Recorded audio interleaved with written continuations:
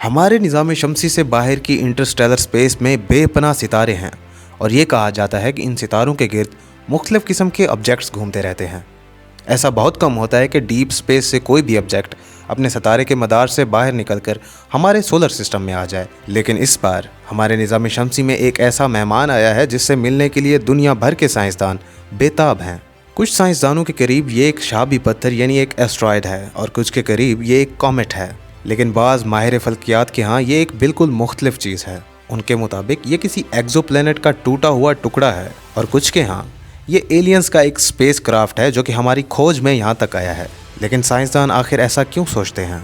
19 अक्टूबर 2017 में एस्ट्रोनॉट्स ने सबसे पहले इस ऑब्जेक्ट को हमारे निज़ाम शमसी में खोज निकाला। पैन स्टार्स नामी एक टेलीस्कोप जो कि हवाई में मौजूद है, उसने सबसे पहले इस ऑब्जेक्ट का सुराग लगाया।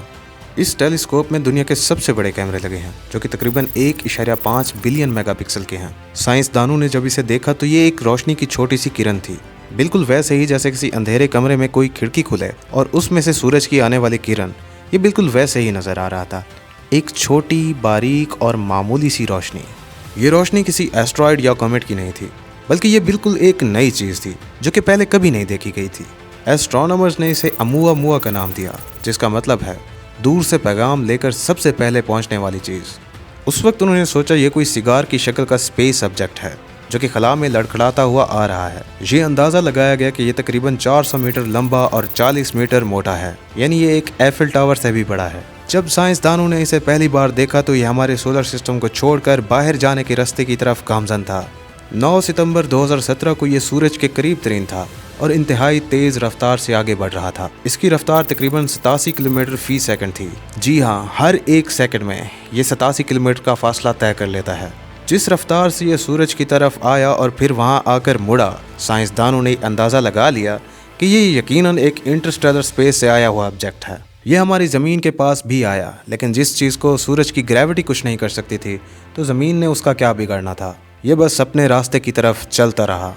कॉमेट्स दरअसल छोटे बर्फीले पत्थर होते हैं जिनके पीछे वोलेटाइल मटेरियल की पूंछ बनी होती है, जो दरअसल एवापोरेशन से पैदा होती है, और एक एस्ट्रॉयड खला से आने वाला कोई भी पत्थर होता है। लेकिन अमुआ के बारे में एक बात बहुत ज़्यादा अजीब थी। ना तो ये कोई एस्ट्रॉयड था और ना ही ये कोई कॉमेट था, क्योंकि ना तो इसके पीछे किसी वोलेटाइल मटेरियल की टेल थी और ना ही ये इस रफ्तार से आ रहा था कि इसे एस्ट्रॉयड समझा जाए। अब सबसे बड़ा मसला इसकी रफ्तार थी। आखिर अमुआ इतनी तेज़ी से आगे कैसे बढ़ रहा था, जबकि खला में दूसरे पत्थर तो ऐसे बिहेव नहीं करते।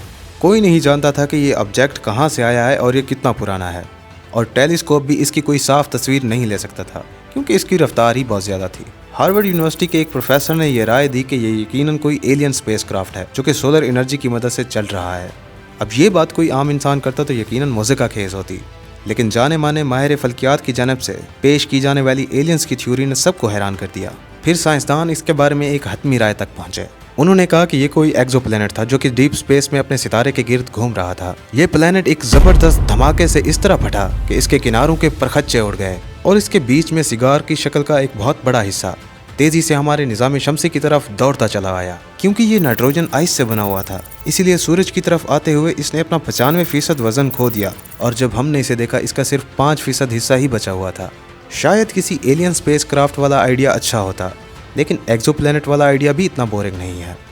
अब ये हमारे सोलर सिस्टम से बाहर जा रहा है और 2030 में ये इंटरस्टेलर स्पेस में चला जाएगा। प्रोजेक्ट लीरा के नाम से एक प्रोजेक्ट शुरू किया गया जिसका मकसद ये था कि मुस्तकबिल में अगर इस तरह का कोई ऑब्जेक्ट इंटरस्टेलर स्पेस से आए तो उसका मुताला करने के लिए इंसानों का बना हुआ एक स्पेस क्राफ्ट उसके पीछे भेजा जाए। लेकिन अमुआ को पकड़ना अब नामुमकिन हो चुका है।